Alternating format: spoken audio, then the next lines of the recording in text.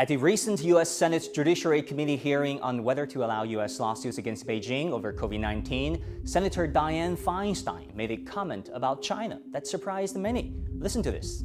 We hold China as a potential trading partner, as a country that has pulled tens of millions of people out of poverty in a short period of time, and as a country growing into a respectable nation among other nations.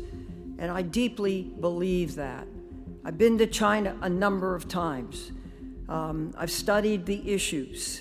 Wow, China, a partner and a respectable nation.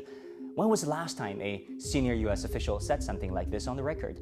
Maybe Senator Feinstein doesn't have re-election to worry about as she's sitting through her 6-year term, but in this day and age, not all her colleagues have this luxury. Feinstein's comments have drawn criticism from the Republicans and the media. Thousands of comments appeared on Breitbart accusing Feinstein of selling America to China and alleging that she hired a Chinese spy as a driver for 20 years. Fox News made an issue out of it too and invited, surprise, surprise, Secretary of State Mike Pompeo to talk about it.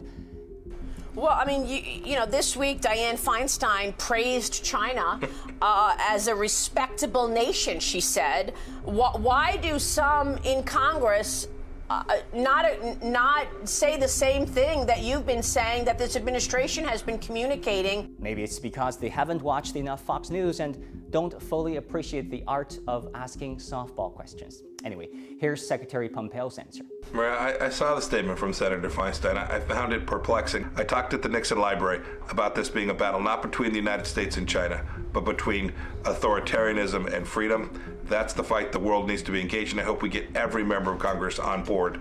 Many people found the current administration's anti-China campaign reminiscent of America's Red Scare half a century ago, where nearly all forms of government statements and media propaganda are geared toward raising a generation of Americans to despise, fear, and hate another country, its form of government, and its people.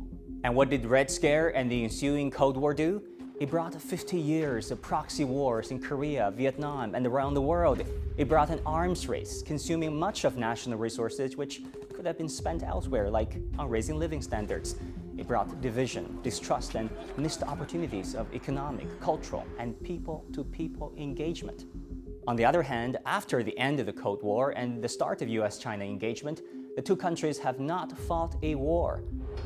Bilateral trade and investment increased exponentially, while unprecedented opportunities were created for citizens on both sides in education, tourism, and commerce.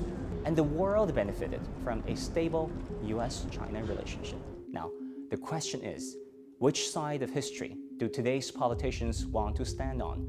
For all these questions and more, we wanted to have a direct conversation with Secretary of State Mike Pompeo, but our interview request was declined by the State Department.